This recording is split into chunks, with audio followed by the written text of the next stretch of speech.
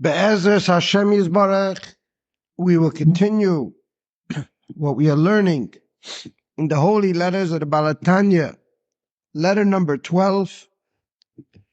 What the shir is in the schos, Refuah Shalema of Hinda Bas Taberachel. We are learning this letter, which is, and the act of charity brings peace in the world, and the obsession with charity and compassion brings a guaranteed tranquility that's never ending and everlasting.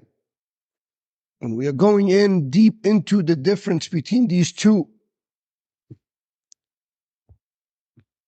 And we are explaining that in order to appreciate the enormous revolution and revelation that the Balatanya gives over here in this letter, we need to see and go deep into the essence of compassion.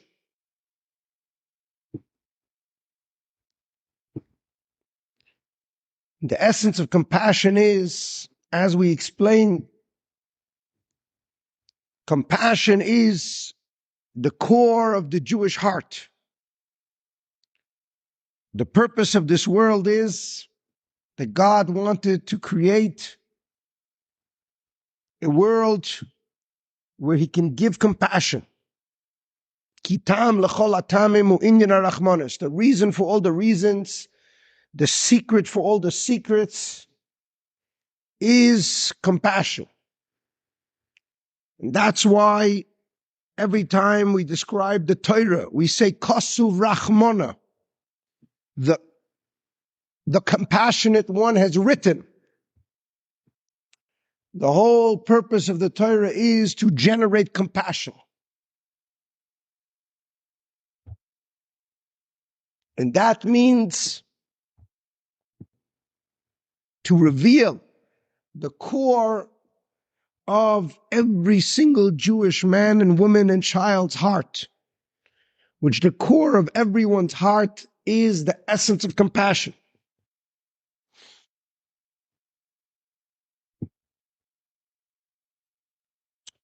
And we are explaining that this is the most magical and majestic secret of marriage.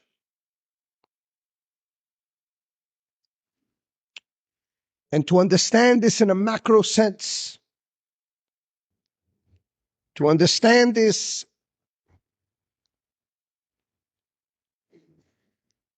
in a sense where we could zone in and zone out at the same time.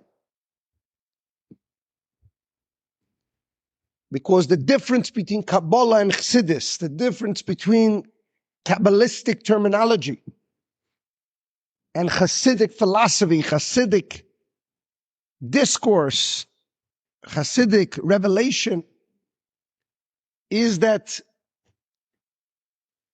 Kabbalah was talking in the realms, the upper realms, in the multiverse, in the area of dimension of reality that's very far from our perception.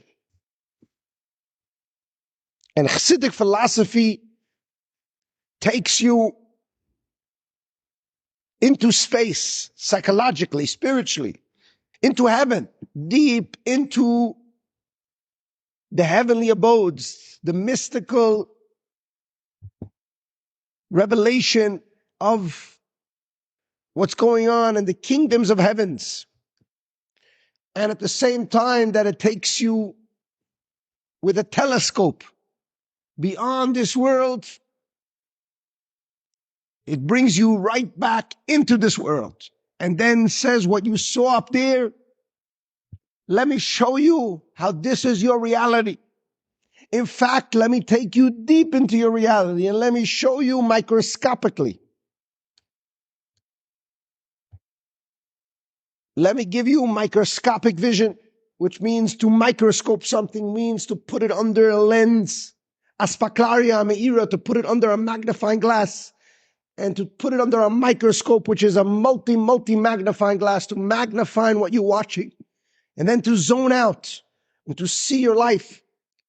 And then to even zone out further, to take binoculars and to see it hovering above your life. And then to even zone out even more, to go into heaven. And then to zone out even more, to go into all the heavens.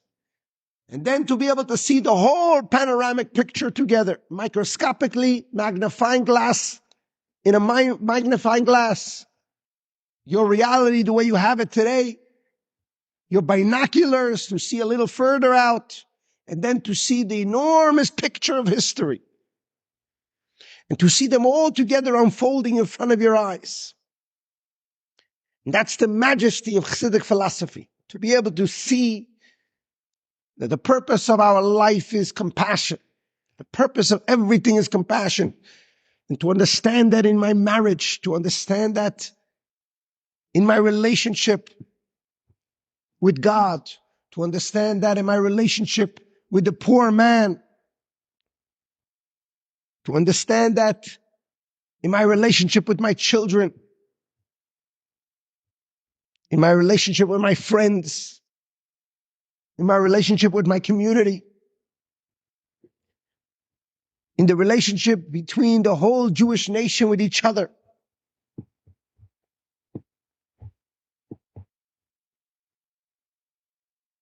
And to see this in its enormity is the most magnificent thing in the world.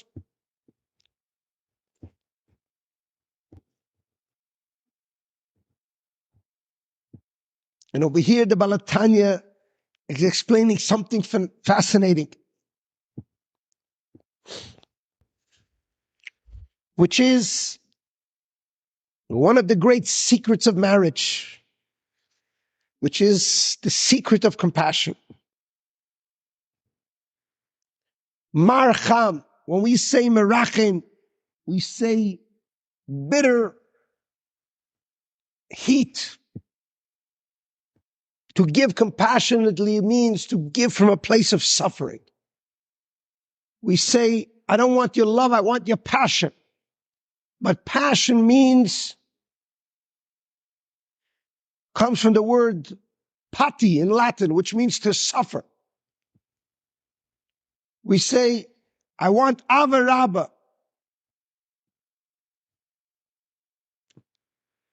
Avaraba means an unconditional, passionate love.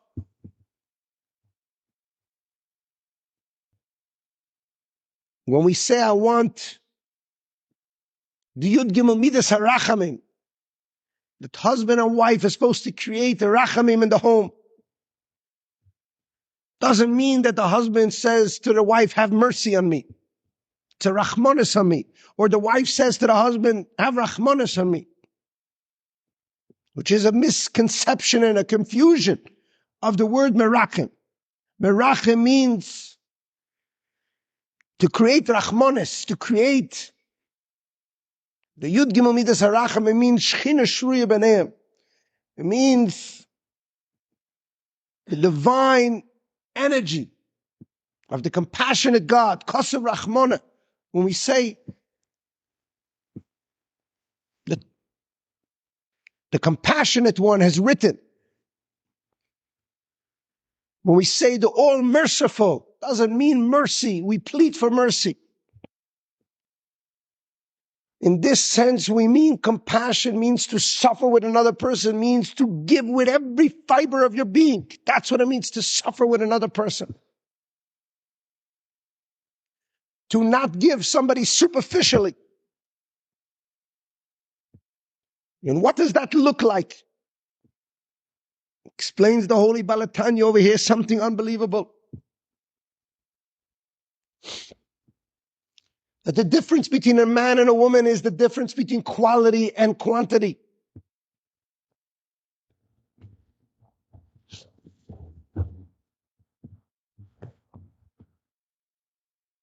A woman has two sides to her. And when we are talking about woman, we are not talking only about the gender of the woman. We are talking about the cosmic woman. The cosmic woman means the all-magnificent woman, which means the first woman, which means Adam and Chava, even before they were split in half. Adam, the first Adam, when they were Siamese twins. That Adam, we calling him Adam, but he was only Adam al-Elyon. He was only a mirror image, a physical and spiritual mirror image of the ultimate divine, infinite energies. Which means there was God, the way he was limited to 10 energies, his Chachma, which we explained is the Torah, his Gvura, which we explain now when we see the world as his Gvura, this is his measure for measure world that covers up on who he is.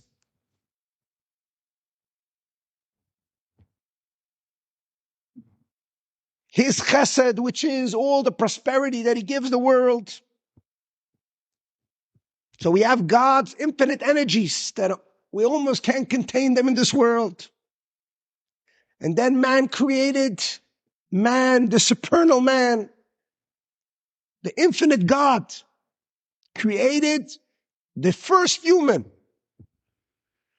which was known as Adam. And this is where it gets a little complex, because Adam really was Chava. When you're looking at Adam and Chava and they get split up, you have Adam, which is the man, and you have Chava, which is the woman.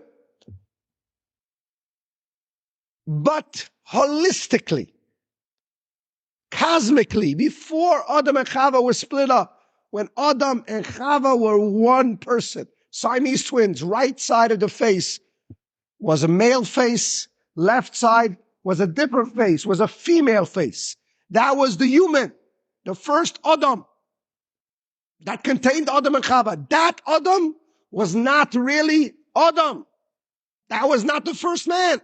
That was a mirror image of the divine. That Adam means Adam al-Elyon, a reflection of the ultimate God, a reflection of the infinite God. That Adam, Yitzir Kapo Shel HaKadosh Baruch Hu, he was the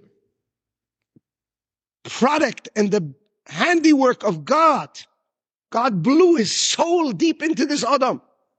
God formed him, B'tzalmeinu Kudmuseinu. He made him in God's image.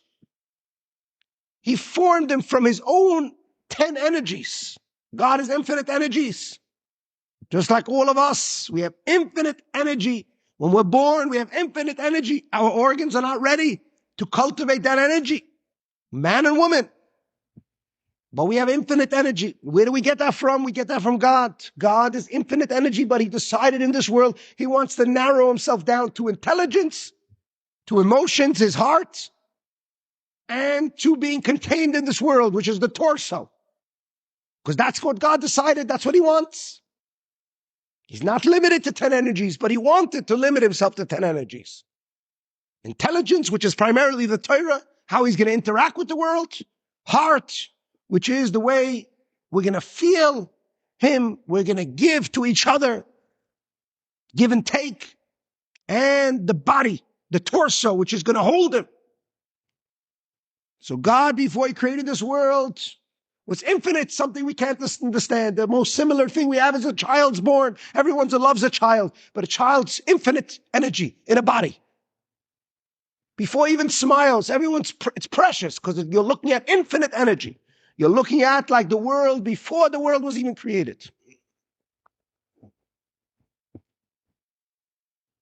So you have God before the world was created, or even when the world was created, before Adam was created. And that's God's 10 energies. He's creating heaven and earth. He's creating everything. But it's infinite energy. It's like a baby. We can't even relate to it. And then on the 6th day of creation, he creates Adam. Adam and Eve is one Adam, as Adam.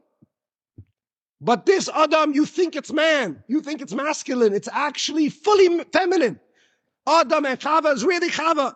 Chava as opposed to Hashem. Adam al-Elyon.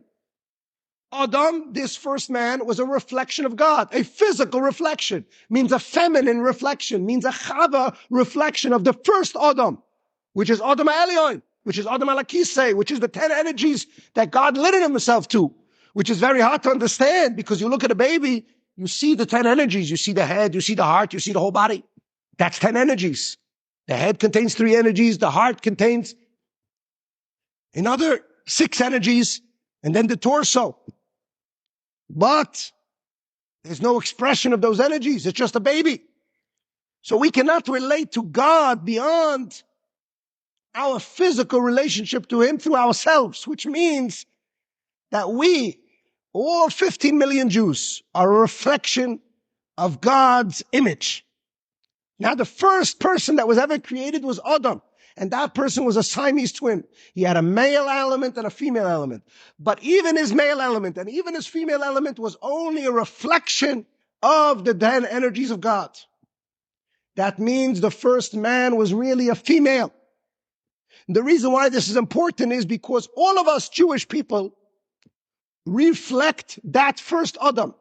We happen to be broken up now between male and female. We happen to be broken up all the time between giver and receiver. Which means essentially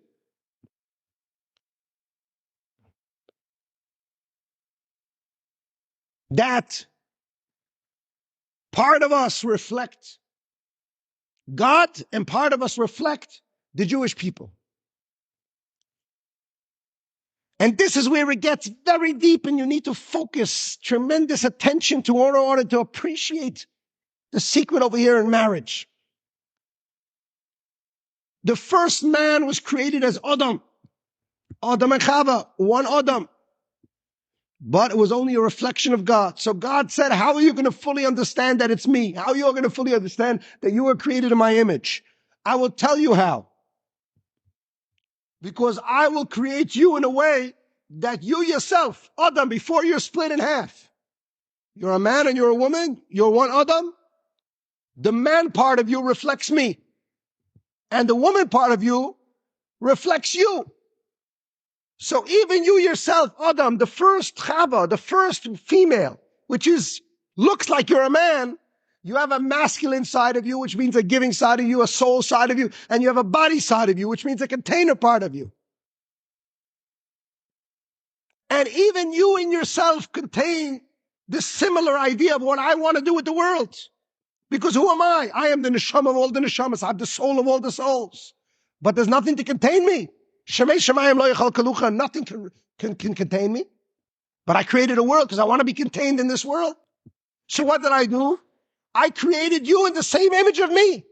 Before the world, I could never be contained. But I created the world because I want to be contained. So I made you in a way that you have 2 sides. You have an Adam side, which is a masculine side, a male side, and you have a female side, which is a body side. Not only that, I will split you guys in half. Because me and you are being split in half. Me, meaning God, and the Jewish people, you're being split in half. So all the time, you in your marriage, you in your life with your poor man, rich man, giver, receiver, some of you are going to reflect me, and some of you are going to reflect you. And all the time, you're going to have to see microscopically, binocular-wise, telescopically, panoramically. You will have to see it all the time. That what I want to convey with this creation of the world is, I want to show you what I want with the world. I'm infinite, but I want to be contained in this world. And therefore, I'm going to create you similar to me. And this is where it gets so complex because it demands tremendous meditation. All masculine, all male, all giving represents God. And all receiving, all containing, all body, all nurturing, all inward represents the Jewish people.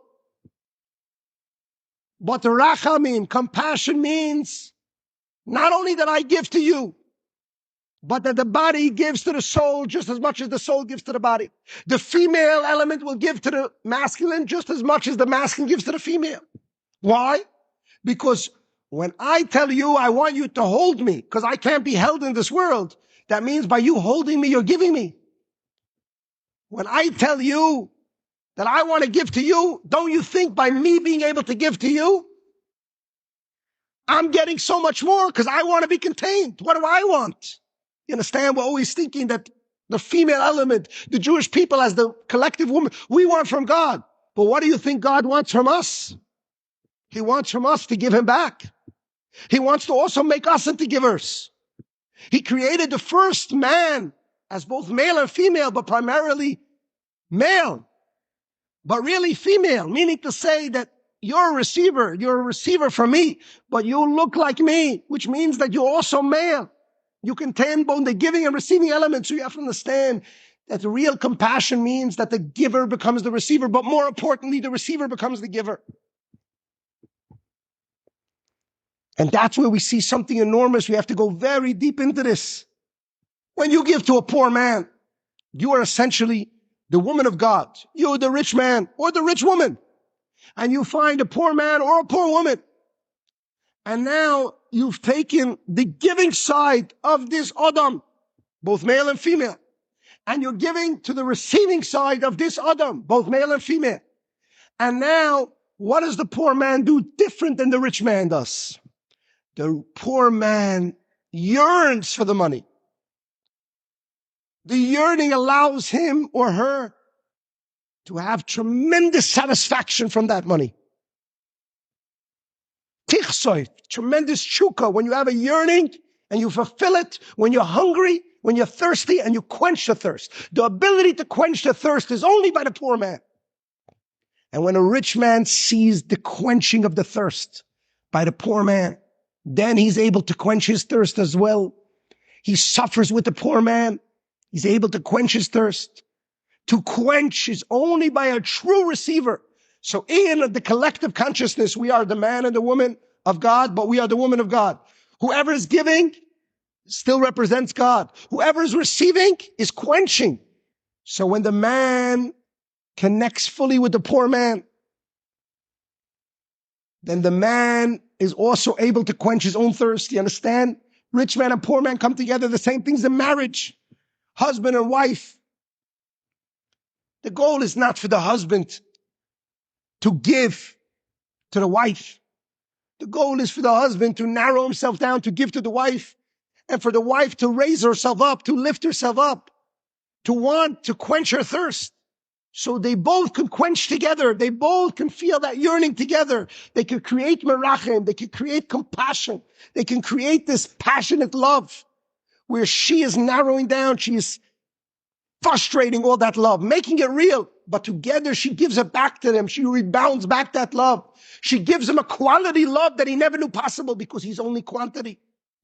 He needs quality in his life. He needs to quench. He needs to satisfy. He needs chukka. He needs tainug. He needs to feel what it means that love becomes real.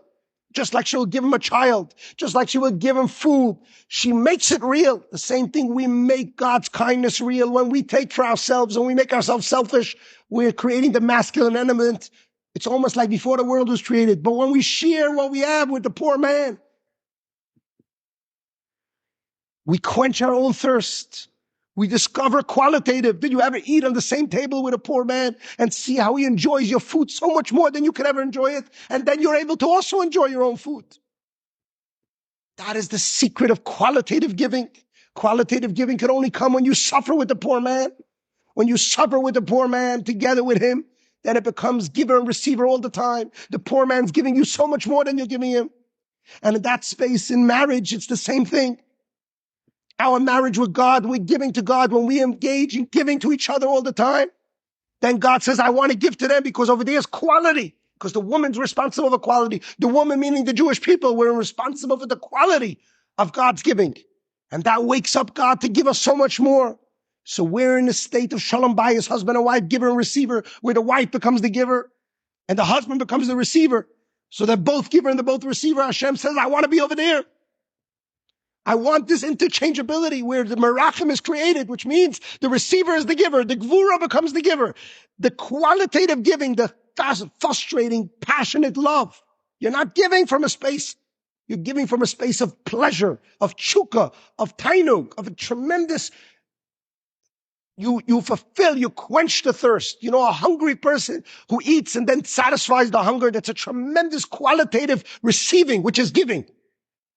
And a man who's totally disconnected from reality will never experience that if he's not about making his wife have enjoyment, if he's not about making the poor man have enjoyment.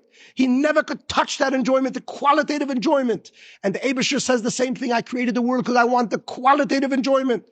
I want you to give me back, and then I'll give you more because I want my giving to become real. I want everybody in the earth, all 15 million Jews, to be giving to each other all the time. And that's the secret of the passion and the obsession of compassion that he's talking about in this letter. To be in a state of obsessively, compassionately giving is to usher in a deep, most profound compassion from God, because that wakes up. When you do act like that, that wakes up from deep within the mashpia, deep within God, to want to give us so much more than we ever expected. And that's what he says. That's a never-ending, everlasting compassion from God.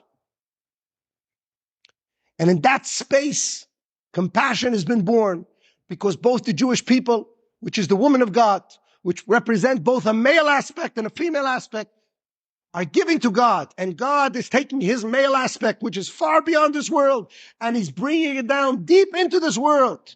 And whoever is engaging in a space of compassion, whether it's you and your wife, or a wife and a husband, or whether it's a community, or whether it's rich man and poor man, if you're engaging in this compassion, then Hashem says, I will take my kucha brichu, I will take my part of me that's way beyond this world, and I will narrow it down to Shechina. I will become present in your life. I will make the miracle of compassion in your life. I will bring it deep into the quenching, deep into the satisfaction, deep into the chukka, deep into the qualitative element of your feminine form, of your receiving. Because I know you want to give. You want to give back to me. You want to give back. You want to be in a space of giving, all of you, both man and woman. You want to be givers. If you want to be givers, that's the purpose of the world. I wanted to make you givers. Compassion means to make the feminine become the giver. And that is a never-ending, everlasting tranquility.